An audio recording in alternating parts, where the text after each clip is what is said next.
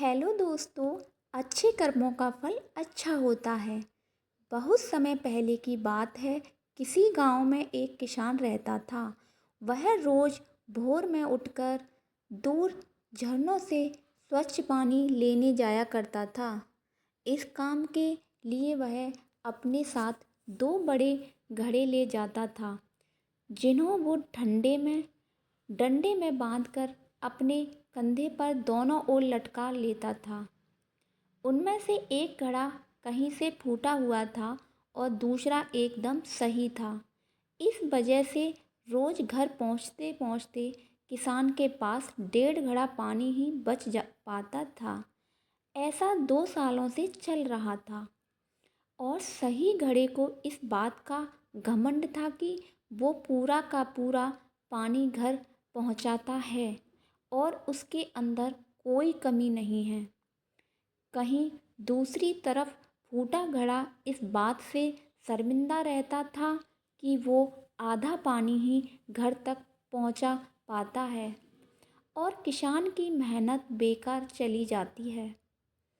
फूटा घड़ा ये सब सोचकर बहुत परेशान रहने लगा और एक दिन उससे रहा नहीं गया। उसने किसान से कहा, मैं खुद पर शर्मिंदा हूँ और आपसे क्षमा मांगना चाहता हूँ। क्यों? घड़े ने पूछा। तुम किस बात से शर्मिंदा हो? शायद आप नहीं जानते, पर मैं एक जगह से फूटा हुआ हूँ और पिछले 2 सालों से मुझे जितना पानी घर पहुंचाना चाहिए था, बस उसका आधा ही पहुंचा पाया हूँ।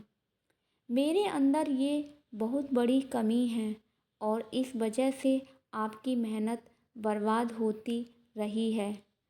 फूटे घड़े ने दुखी होते हुए कहा।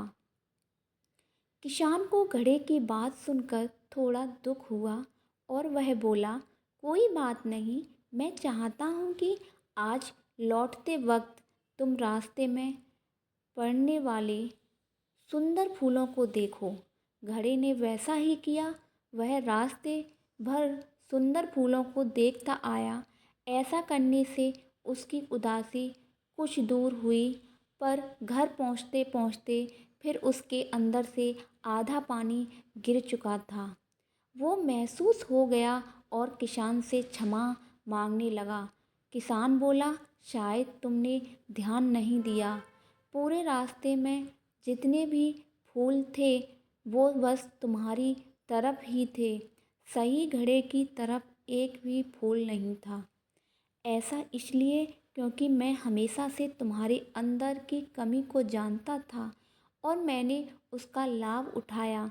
मैंने तुम्हारे तरफ वाले रास्ते पर रंग बिरंगे फूलों की बीज बो दिए थे।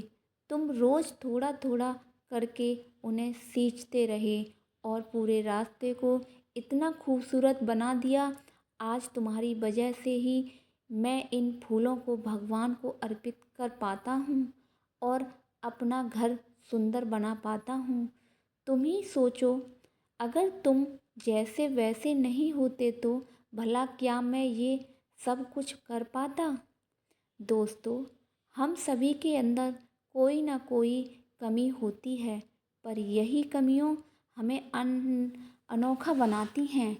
उस किसान की तरफ हमें भी हर किसी को वो जैसा और वैसे ही स्वीकार करना चाहिए और उसकी अच्छाई की तारीफ धन्य देना चाहिए।